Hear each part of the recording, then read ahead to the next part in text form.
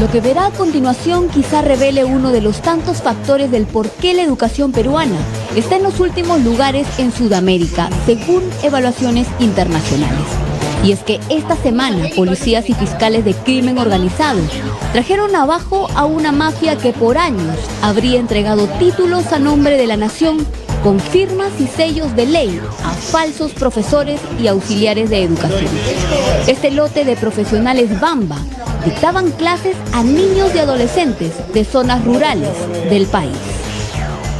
Se logró, después de esta investigación de inteligencia profesional de la policía, desarticular esta organización criminal que se dedicaba no a falsificar títulos, se dedicaba a falsificar profesionales, que es diferente. ¿Qué significa? Que el título que te lo daban era un título original. Para ello fascinaban una serie de trámites, es decir, falsificaban, por ejemplo, las actas de notas, falsificaban la nómina de estudiantes, falsificaban la firma de los profesores que supuestamente los habían aprobado, de tal manera que hacían ver que efectivamente esta persona había estudiado todos los años de la carrera.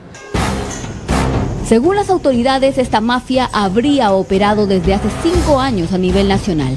Y la matriz de esta fábrica de pseudo profesionales sería, increíblemente, la Gerencia Regional de Educación de la Libertad. Una fachada legal donde se aprobaban las plazas, enviando a estos falsos profesores a las zonas más pobres, donde no había fiscalización. Así operaba la mafia de los títulos. Son 19 objetivos que hemos tenido que funcionaban en una organización criminal de tipo 5, que es en base a redes.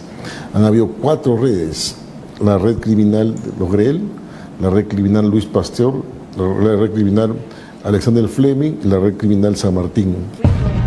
Por tratarse de una organización criminal muy bien montada, funcionando por varios años, las autoridades le han dado categoría 5, por su alta complejidad y porque tenía 4 cabezas operando a la par. Por un lado estaban los hermanos Alipio Arolara y Pedro Arolara, dueños de los institutos Alexander Fleming y Luis Pasteur, ambos en Trujillo respectivamente. Se les acusa de ofrecer, falsificar y comercializar documentos fraudulentos en varias partes del país. Ellos estarían conectados a la red de Roger Vargas Rodríguez, quien habría estado operando en la región San Martín. Jerry Vega Anguamán era para las autoridades el hombre clave, quien en calidad de funcionario de la Gerencia Regional de Educación de la Libertad reemplazaba actas falsificadas que le entregaban los hermanos Aro de los institutos para darles el toque legal, el visto bueno y las firmas respectivas. Tú te ibas al gobierno regional y pedías el número de su título, estaba ahí. Tú te ibas al instituto a pedir su certificado de nota durante los años y los vas a encontrar, ¿sí? Porque todo eso lo fabricaba, de tal forma que no había ninguna sospecha. Entonces, para que uno se dé cuenta, la minuciosidad con que han trabajado estos delincuentes para sembrar en el norte del país una serie de profesionales que nunca pasaron por las aulas. El indignante modus operandi de esta mafia tenía un precio. ¿Se sabe cuánto cobraban por un título? Sí, 20.000 soles, es la cantidad de 19.000, 20.000, 18.000, depende de la persona, ¿no? Para eso tenían reclutadores, tenían captadores, que imagínate que la persona que tenía un título de esa manera decía: oye, tú nunca has estudiado, nunca te he visto que has estudiado acá. Entonces, ¿y cómo estás de profesor? Entonces, no, y le cuenta la historia y va jalando a uno, va jalando a otro y va jalando al siguiente. ¿Cuánto costaba obtener un trabajo? Venía casi con un combo, el título con el trabajo. Así. Todo por 20.000 soles. Todo por 20.000 soles. Los que han pagado un precio aún más alto son los niños y adolescentes de inicial, primaria y secundaria de las zonas rurales de La Libertad, San Martín, Ancash y Cajamarca, a quienes se les ha quitado años de estudio, perjudicando su futuro. Pero ¿cómo se detectó a los falsos profesionales y a toda esta red? Y había quejas pues de que algunos profesores no sabían ni lo que estaban explicando. Entonces hay padres que dicen: ¿y cómo es posible que se supone que ha estudiado pedagogía no tenga ni siquiera las mínimas condiciones para ser profesor? Entonces, en base a esas informaciones que comenzamos a rebuscar, como nosotros decimos, a investigar, y bueno, hemos llegado a desarticular esta organización criminal que estaba muy bien conformada, ¿no? Era en los institutos donde empezaba la trama. Según los colaboradores eficaces, a las aulas solo asistían matriculados entre 5 y 10 alumnos, pero en las nóminas figuraban 50 en distintas especialidades. Es decir, el 80% que no figuraba estaba conformado por falsos profesionales a quienes, previo pago, se les daba certificados de estudios, constancia de matrículas y consolidación de notas como si hubiesen asistido. Luego, con esa documentación se procedía a validar las carpetas para la obtención de sus títulos profesionales. Ahí entraban a tallar los funcionarios de la Gerencia Regional de Educación. Según las autoridades, a sabiendas de ser expedientes falsos, los aprobaban para emitir luego los títulos a nombre de la nación legales. A quienes también se les investiga es a los auxiliares de educación que ganaron plazas con presuntas irregularidades en su postulación.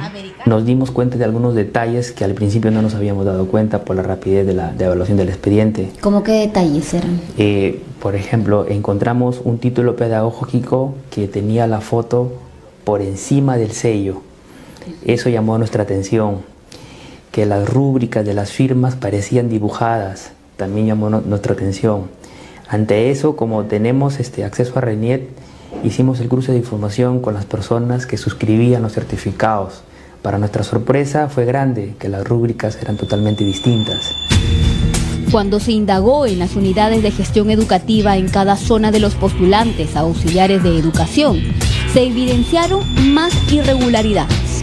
Las respuestas establecían que las rúbricas de las personas no pertenecían a los funcionarios, o que los funcionarios no trabajaban ahí, o que el registro del título pedagógico no pertenecía a la persona quien suscribía ese título, ¿no? Totalmente los documentos no eran válidos. Personas inescrupulosas que ponían en riesgo no solo la educación de los menores, sino también la seguridad de los pequeños, pues habría serios indicios que este tipo de mafia pudo abrir las puertas a pedófilos y hasta violadores.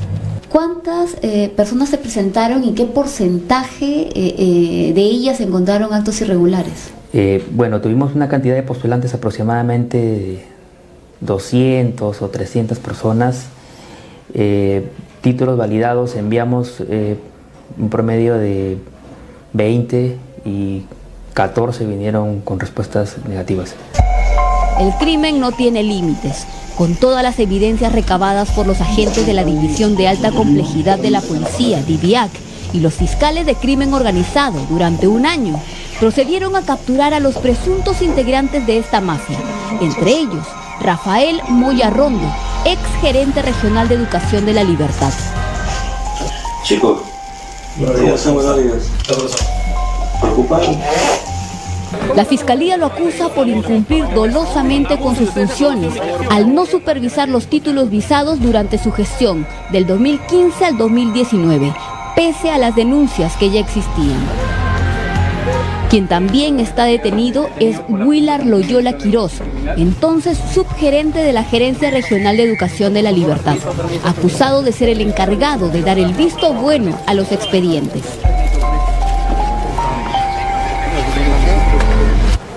Otro de los capturados es Roger Vargas Rodríguez, a quien se le acusa de captar y comercializar documentos falsos en la región San Martín. En total son 17 detenidos, entre ellos también los hermanos Alipio y Pedro Aro, cabezas de los institutos. ¿Me puede mostrar la orden, por favor? Sí, ante la fiscal, ahorita le entregamos a su. Lo que más preocupa es que aún no se sabe qué cantidad de niños y adolescentes han sido víctimas de estos falsos profesionales, ni en qué otras zonas del país está enquistada esta mafia. Solicitamos una entrevista con algún representante del Ministerio de Educación, pero no obtuvimos respuesta. Y nuestros niños y adolescentes y padres de familia merecen una explicación por parte del Estado. La DIVIAC y la Fiscalía de Crimen Organizado han descubierto que algunos pseudo profesores no tenían ni primaria completa, otro que convivía con una de sus alumnas, una menor a la que embarazó. No sabemos cuántos niños y adolescentes están a merced no solo de los malos educadores, sino de violadores, pedófilos y maltratadores. El hilo de esta gran madeja de corrupción recién está siendo descubierta. Urgen respuestas del Ministerio de Educación, medidas drásticas y eficaces desde el Estado.